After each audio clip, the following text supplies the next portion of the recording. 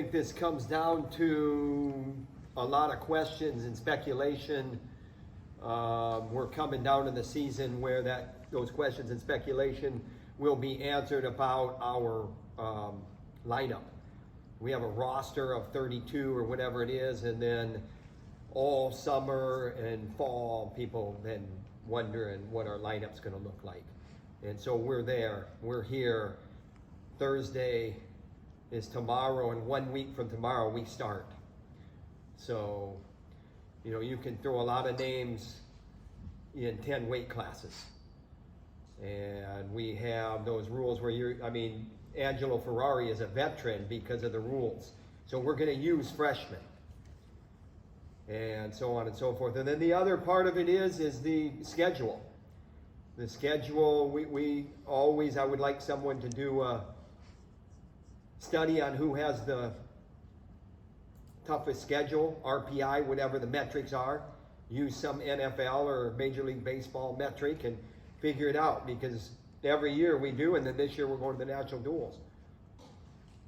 And so I'm not tooting our own horn, because we do have the toughest schedule every year. But what I am saying is that there's been a lot of conversation around those national duels, and why would you do that when you already are wrestling Penn State, the Big Ten, Oklahoma State every year? Every year we're wrestling them. And national duels, they play dirty. They play dirty. They're the money behind it. Flew to Iowa City. I talked to him. Smart guy, awesome, and there's $1 million purse, and it keeps getting higher. And then the profits are going to be put back into the purse for next year. So that's unprecedented in the sport of wrestling. $1 million purse that's going to get bigger every year if they make money. This guy's a smart guy. He's selling the rights. He's selling it to ESPN. He's going to sell a lot of hot dogs down there in Oklahoma, in Tulsa, Oklahoma. Next year, the purse could be 1.5. It's $200,000 to win. So those are the two things that it's like constant conversation with fans and donors, and so that's my opening statement.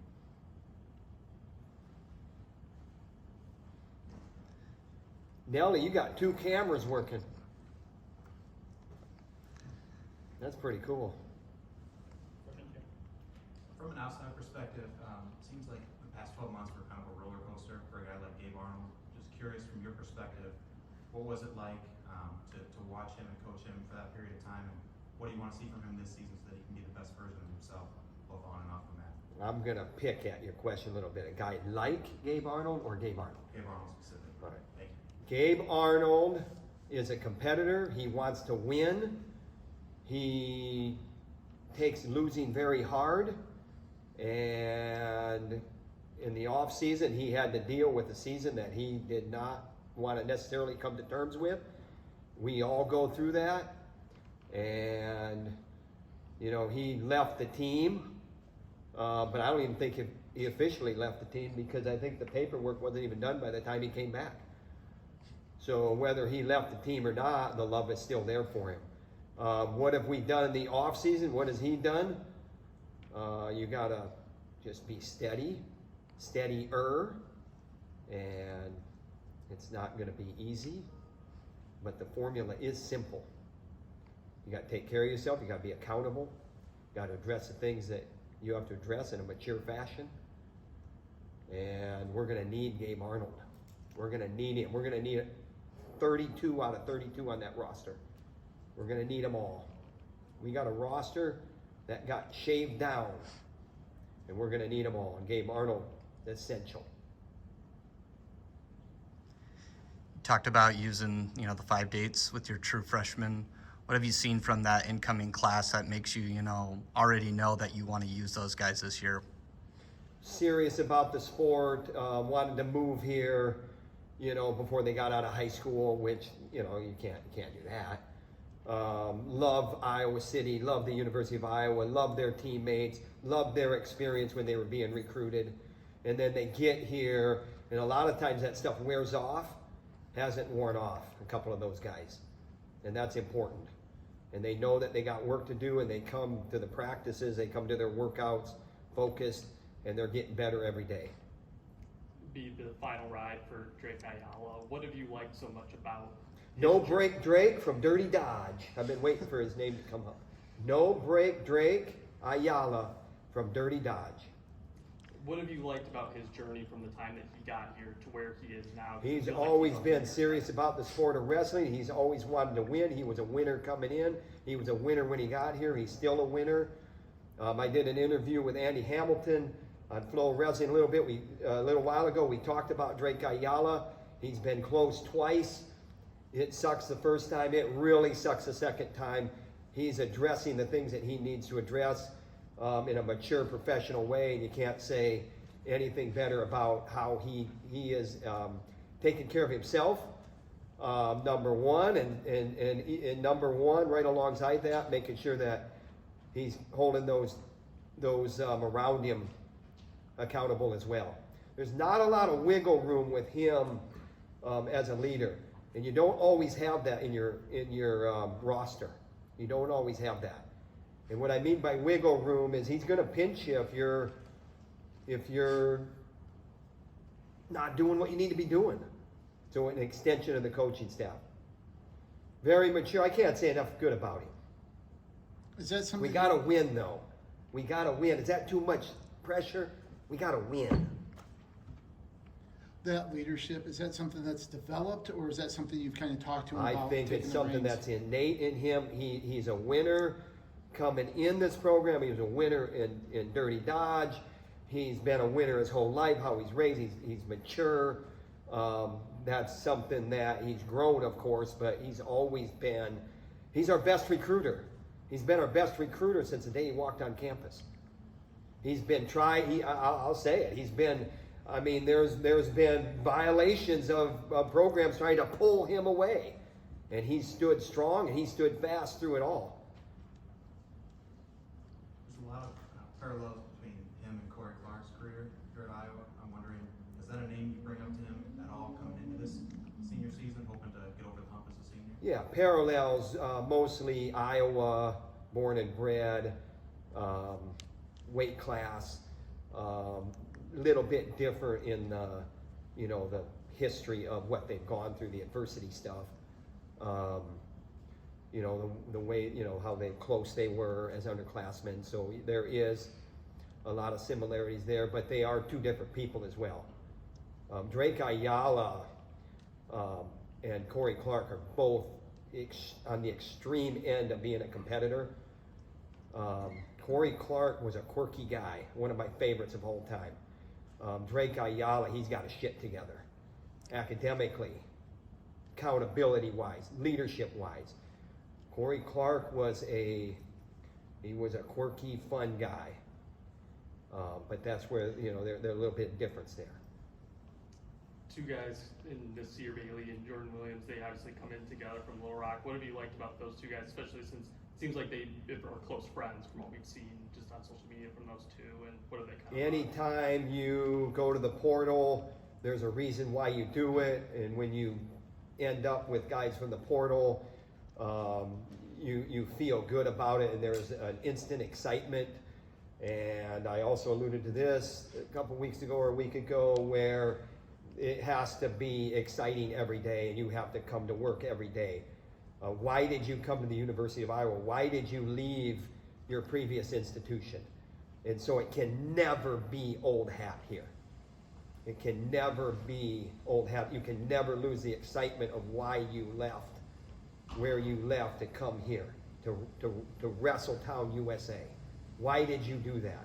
And remind yourself of every day, and go to work in that fashion every day. And Nasir Bailey is a serious guy, and he does that. And Jordan Williams, need him to continue to doing that. We need him to keep and continue to do that. Great additions to our program. So what are your thoughts on the transfer portal right now at this stage? We're gonna recruit the transfer portal. Those rules are gonna be here. We're gonna recruit the transfer portal. What have you seen with Masoma coming from Wartburg? How has his skills as a national champion at Division III translated Good question. Translating skills. This is big boy now. Not saying that his accomplishments are little boy, but he has, you alluded to his skill level. He's tremendously athletic. He's tremendously gifted in a lot of things that he does very, very well on the mat. And I think that he knows that he has to up it. We're going to need him, and he has the ability. We love that addition. We love it. He's also a portal get. So just to follow up on Jordan, he had an off-the-mat incident in June. Is he going to have to miss any time for that, or is that just something you guys have handled internally and moved on from? Come on. Am I going to answer that? Nellie, am I going to answer that question? Come on.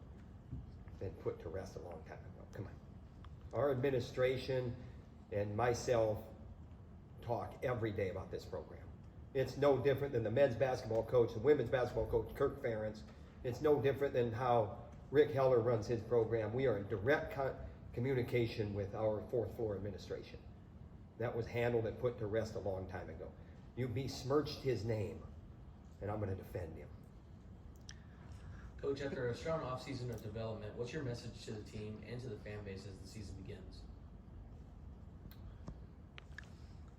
I mean, I've been talking for however many minutes now, and we are excited. There's a lot of dialogue about who's going to be at what weight, and it is upon us. The time is upon us. I'm as excited as anybody to see who's going to grab the spot and run with it. That's the message, and then our schedule. Why would you go to the national duels when you wrestle Penn State, Oklahoma State, and you go through the Big Ten every year? Why would you do that? You wrestle Iowa State every year. Why would you do that? Well, there's $1 million purse, and it's unprecedented in wrestling. So we added to an already the toughest schedule in college Division I wrestling. And, if I had to have an opinion on that, I would say we got to find a better time probably for it. Not this year, but in the future. But that's a repeat of my opening statement. So that's my message. That's my message. The questions that I've been getting from casual fans, enemy fans, top committed donors are all about who's going to be at one, who's going to be your 25 pounder, who's going to be at 41, and we're going to find out real quick. How's that? How do you prepare a guy like Drake who has been to 2 national finals? Does anything change in those off seasons? What gets tweaked for a guy like that to kind of get over that hump? You address the things that he's fallen short in a very serious manner and in a very consistent manner. And he's done that. He's doing that. He will continue to do that. As a brother yourself, what do you make of the Voinovich brothers competing at 149? I would say they're at different weights. So one will be at 57. I mean, certification-wise, that may, whatever. But they remind me of, you said the brother thing. I mean, they like to, they like, yeah. They like to poke each other in the eye and, give a little jab here. They're brothers. So sometimes we got to separate them in a healthy way. They live together. So they're awesome now. 2 more. A guy Patrick Kennedy has made some big strides last season. How has he kind of built on that from there, kind of coming into this year? Patrick, like Keeter hasn't been mentioned. Patrick Kennedy hasn't been mentioned. Angelo Ferrari. These guys are serious about winning in the sport of wrestling. They're serious about the contributions that they're going to make to a team. I know that this is an individual sport, and I know that individual accolades are most important. That's how you put a good team on the mat. But I also know that these guys are very, very invested in each other or throughout the roster. And so, Caliendo hasn't been mentioned.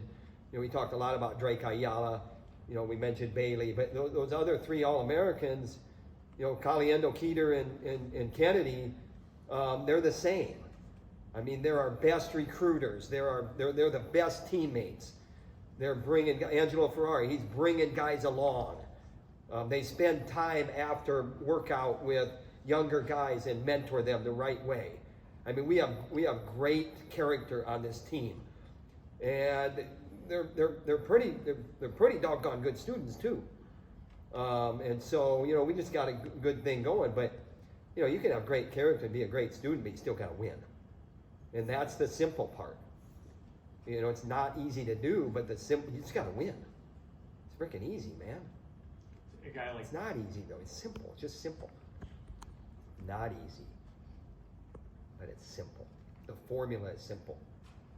W-I-N. Win. Is that the second one? a guy I like. know, but he kind of rubbed me the wrong way. Sorry, I wasn't trying to. I apologize. I mean, you bring up Jordan Williams in June. I mean, this is friggin' I October. understand. Now, just with the guy like Dean, he wrestles with, I feel like, a lot of moxie or swagger or passion. Is that something you've seen from him? since And he's Dean, arrived? did you say and Dean? Or Dean Peterson. Dean Peterson, absolutely. Good observation. And I said in the Flow Wrestling interview, he intrigues me. And Andy Hamilton wanted to know what I mean by that, and I just mean that he intrigues me. And then if I, and I thought maybe you might have said and Dean he also intrigues me. Super potential. And we're gonna need both those guys. We're gonna need them both. Thank you. Enjoy our roster. Thank you.